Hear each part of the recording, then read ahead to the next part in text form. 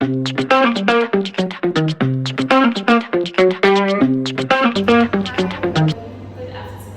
I'm the person of Miss Mary Mamikitete, and I have here with me Nari.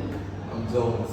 Miss Anglophone, and together we are G5 reporters. okay. So today we have a very interesting topic to discuss, and our topic is lack of innovation in Ghanaian businesses. Now we got the opportunity to talk to quite a number of people, specifically business personnel, to know their views on the lack of innovation. So I'll quickly go to the people we spoke about. We have some points to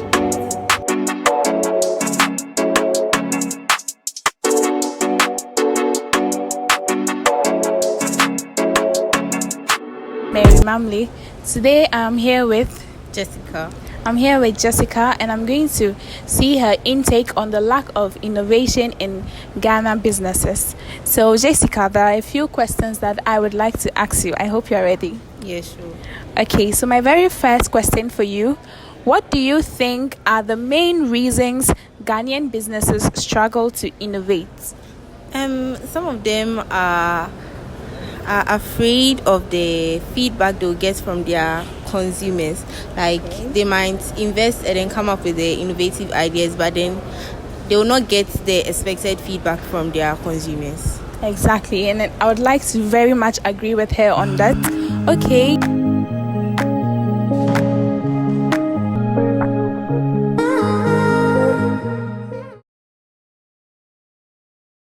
Caleb, I'm here to ask you some few questions on the lack of innovation in Ghanaian businesses. Sure. Okay, so the first question: what do you think are the main reasons Ghanaian businesses struggle to innovate? So one reason is because some businesses find it difficult to make profit, or they think they do not make a lot of profit if they innovate or bring up new ideas than their previous products were. So that's why I think they struggle to innovate. Okay, that's good. The next question is: how does the lack of innovation impact the growth of businesses in Ghana? So without innovation, the country can't really grow. It can't get enough profits or income to develop. Yeah. Okay, and the final question, it says: what steps do you think could help businesses become more innovative? So if there's provision for new technologies for the businesses to construct new innovative ideas, is to help the business develop. Thank you, Caleb.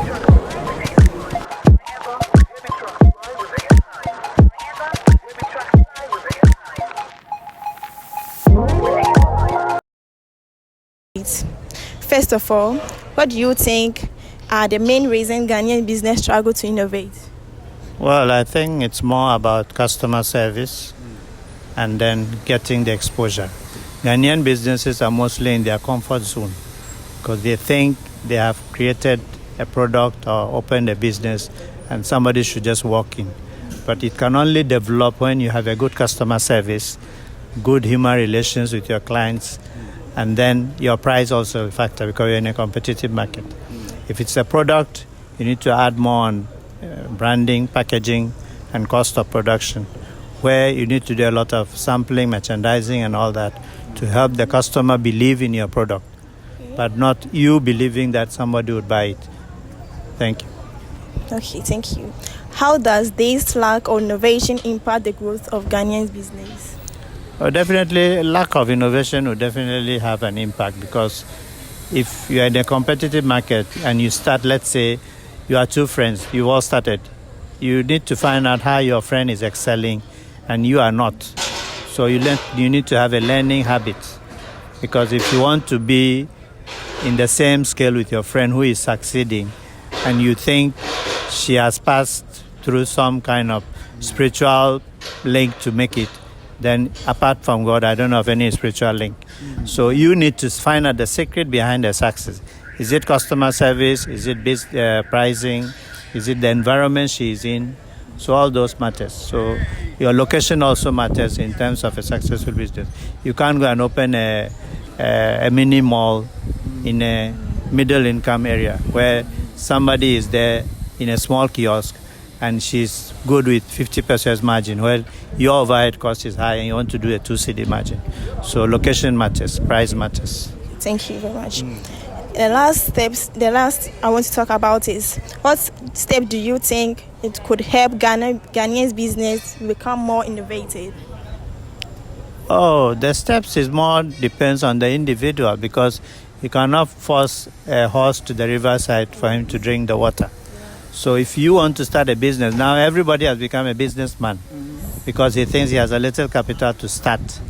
But innovation comes, first of all, you need wisdom, and wisdom comes from above.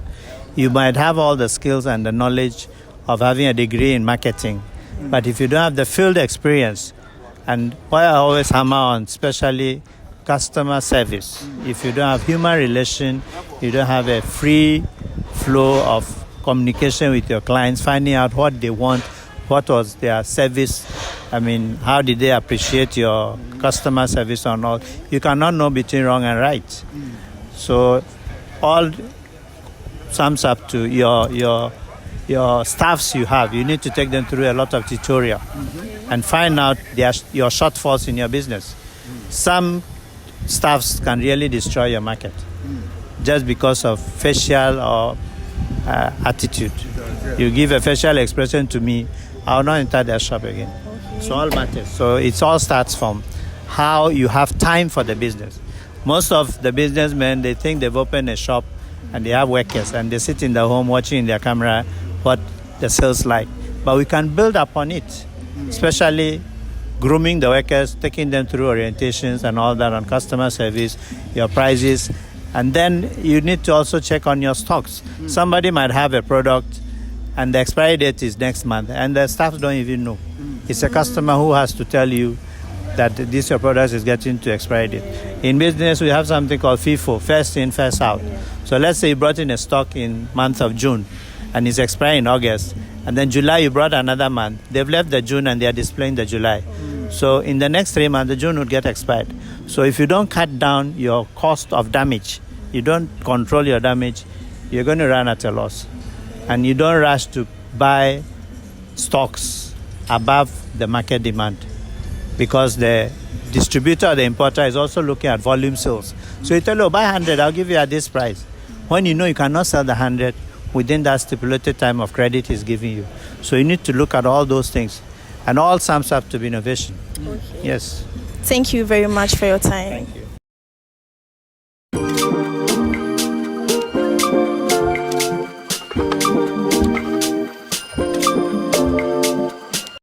Good afternoon, madam.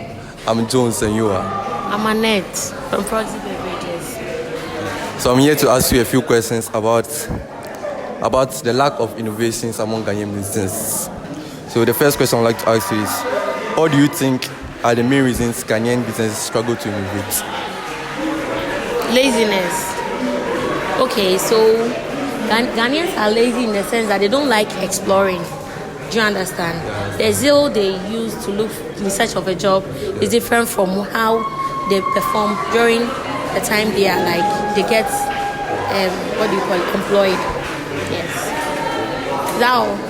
This is just the first question. Oh, okay. So the next question I'd like to ask you is, how does the lack of innovations impact the growth of businesses in Ghana? Impact. How does the lack of innovation impact the growth of businesses in Ghana? As in, it affects the growth? Yeah. Okay. So let's say, you see, in the normal Ghanaian, system, we are people who like to procrastinate. If I know I'm supposed to do this today, I'll be like, no, let me wait. Then I'll be putting what I'm supposed to do aside and then be doing something else. So that's what hinders the growth of, yes. The next question I'd like to ask you is, what steps do you think would help Ghana businesses become more innovative? What are the steps do you think to help Ghanaian business become more innovative? Okay. I think going to let's say when it comes to the marketing side, or it's good to go out see what's going on, like compare companies. Let's say maybe with these drinks, what I do here, we sell non-alcoholic beer. You go out, see what other people are doing, do comparison, and then know what will make your product stand out. So, yeah. So I'm very grateful for your contributions. Thank you very much.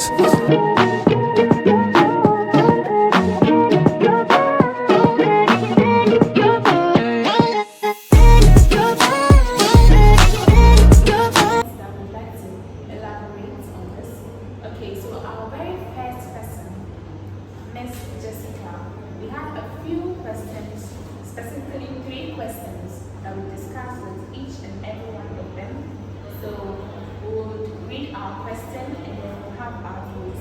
So please, Miss Nari Mulana will give us the very first question and then we'll have our views from our interviewees. Thank you.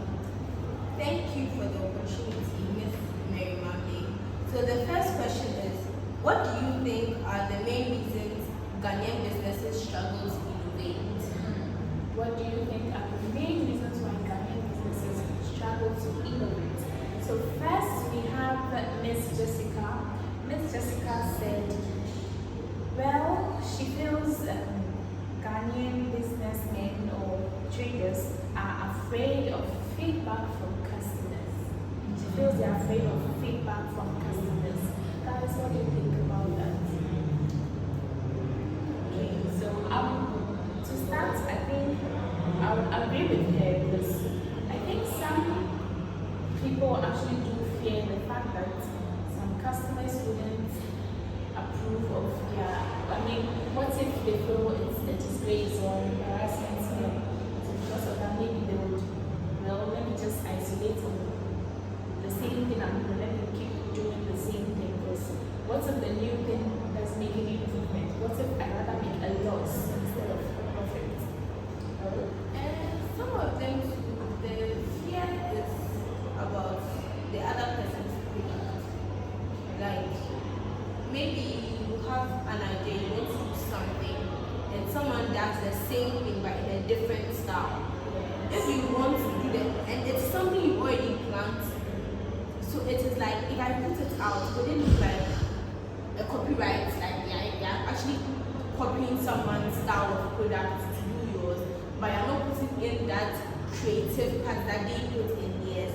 So all those things, it actually kind of like put fear in people. So for them to become more creative, they get scared that maybe this is how they want theirs to be, but it's going to be very similar to another person's product, which can cause a lot of problems and maybe a lot of backlashing from customers and other people. Okay, so please, on Jones and Abigail, would you like to add? Yeah, I agree with what the lady said because you don't know who their customers, you don't know who you're dealing with, you don't know how they may react to the product. So, but the fact that said that I agree with it. Abigail, anything about you? Okay, so we had an interview with Minister Pai. He's a very, in fact, one of the best business personnel I think we had opportunity to interview. And his point is customer service and lack of exposure. Customer service and lack of exposure. So anyone wants to start with that for us? I think with a business, since innovation and business is like going more to the marketing side. Before, a business itself is all about the customers. Someone will provide something because of the customers. So if the business has come out with its product, now it's up to the retailers, the marketers who go out to market the product. How do they market the product to the consumers or the customers for them to buy the product? That's where the customer service comes in. Because I remember, as I yesterday, I was talking to someone about wigs, and she was like, on the internet, the person who sells the wigs is so nice, but in person, the person's customer service is very bad, very bad. So sometimes the marketing, the branding and everything can be good though, but in order for a business to grow, you also need the customers. Without the customers, it cannot grow. Without the customers, you cannot get the profit. So, well, his point is actually good because if you're able to get your customer service right, you get your profit back. Like, your business will grow eventually, and it would fill you with that joy to be able to do something different, something more extraordinary to get more customers. And when they actually purchase your product, they actually feel okay about it. That's a very excellent view from her. Okay, anybody else? Anything more? Should we please? Okay, so let's see. So we got opportunity to speak with Annette. Annette with the drinks, yes. And she said laziness. Miss Abigail. We've not had your beautiful voice for a while. So Miss Abigail, if you could say anything. Laziness. I think it's true because when you become laziness, when you are lazy, serving your customers somehow difficult. Okay, I agree with her. It's very, very true. I mean, if you are being lazy, you really won't get anywhere. So how can you even be any innovative if you are lazy? You won't even have the time to think about the need to be innovative, the need for me to create a change or something different. So I think I'll agree with her. Very excellent. Got the last one from Caleb. Mr. Caleb is telling us, some people are just nonchalant. I mean, they feel they are not getting what will be the profit of. I mean, so somehow I feel it sums up to the exposure. Because we lack that exposure of innovative quality, I feel what's the essence of trying to create something new when they already have the old one? You feel you're already getting some money from this. So is this so necessary for me to? Are you sure I will make profit and rather not waste time? So I think that's a very nice one raised by Mr. Caleb. Okay, so we had a second question for them, and I will have Mr. Jones read that for us. Mr. Jones, please take us through the second one. So the second question says, how does the lack of innovation impact the growth of businesses in Ghana? How does the lack of innovation impact or affect the growth of businesses in Ghana? So back to Miss Jessica. Miss Jessica is telling us that, well, businesses will lose investors. I believe this is very true and very true. And I mean, we all agree to that, right? Anybody will say anything or let's wrap it up. Okay. So she believes people are going to lose investors, which is highly true.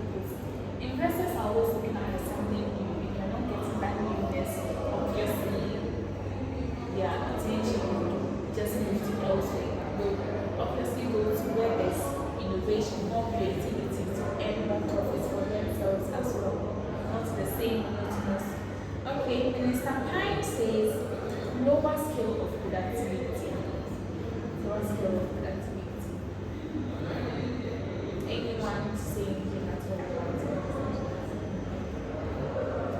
Well, with the lower scale of productivity,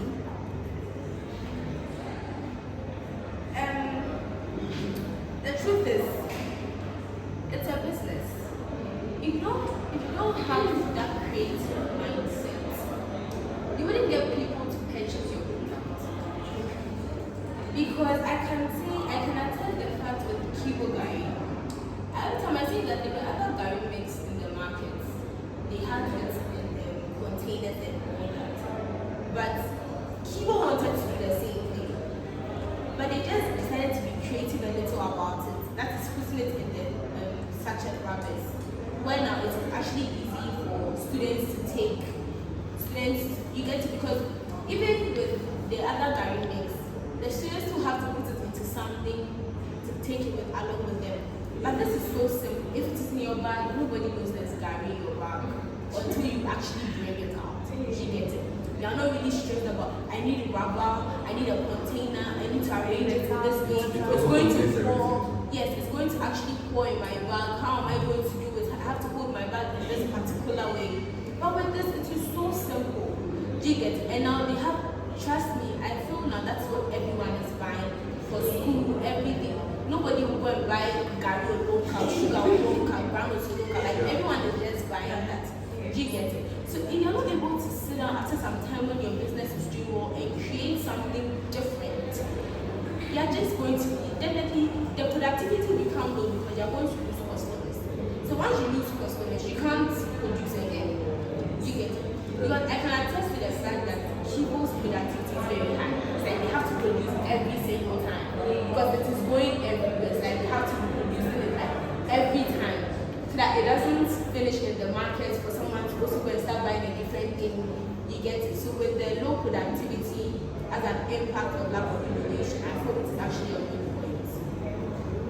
Okay, so we got 1 point from Mr. He says lack of funds.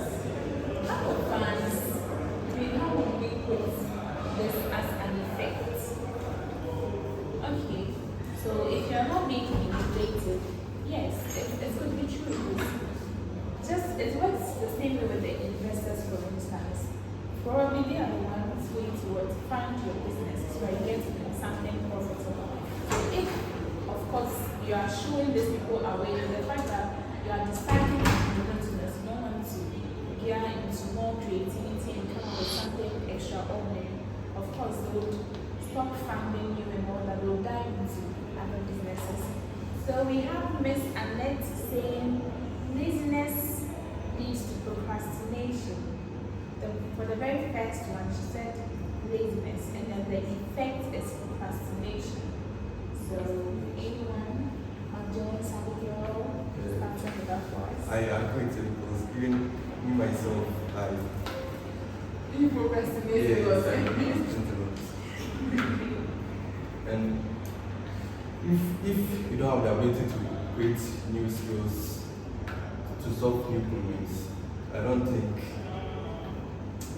Yeah, I get you. You won't Yeah. actually make Yeah. anything profitable.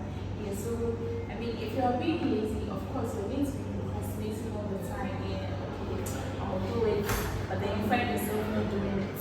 I'll do it, but then you find yourself not doing it. So yes, it's a form of procrastinating. You're just going to keep procrastinating all the time.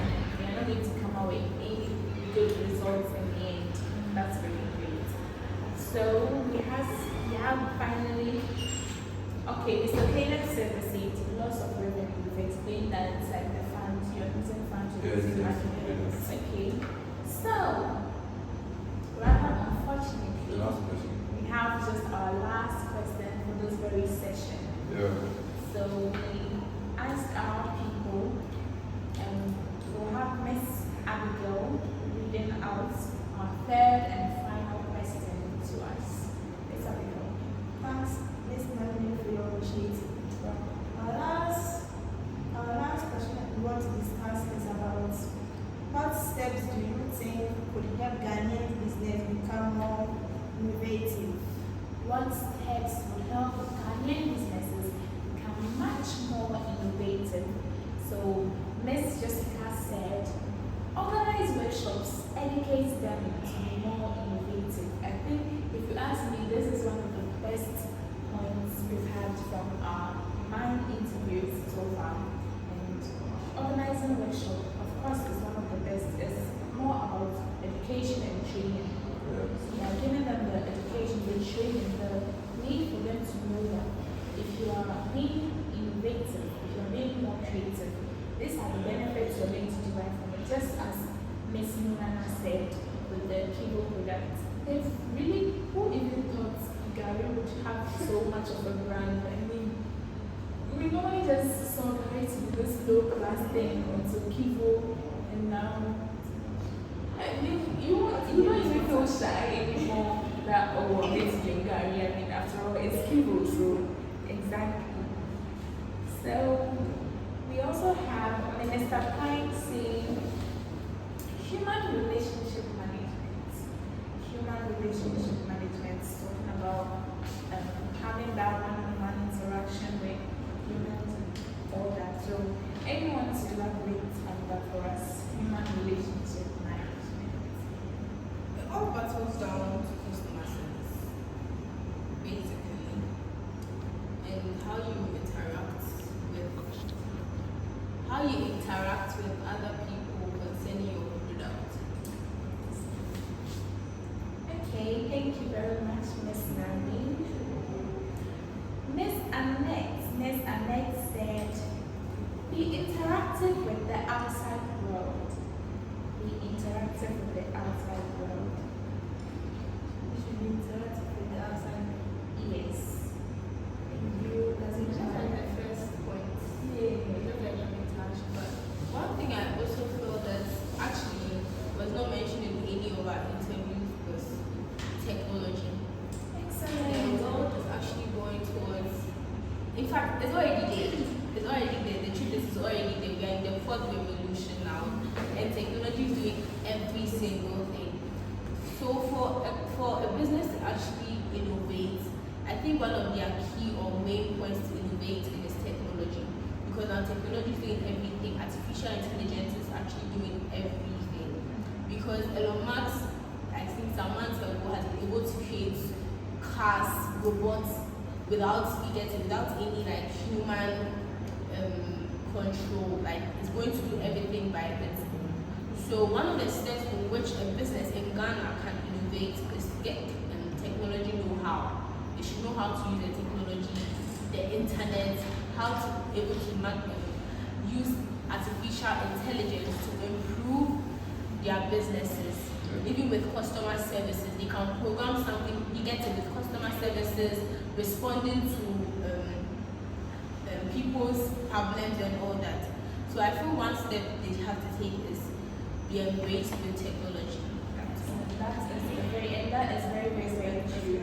Okay, so I think from now onwards we should actually be inviting those content creators, those people with those great ideas to have innovative talk with our people. I mean, it would go a long way to educate people if we have them these chances.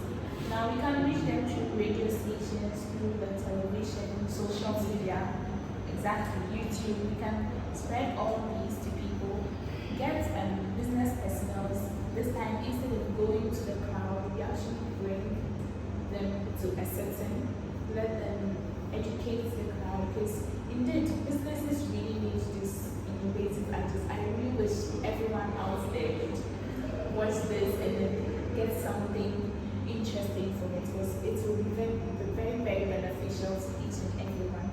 So, rather sadly, we've come to an end of this very episode.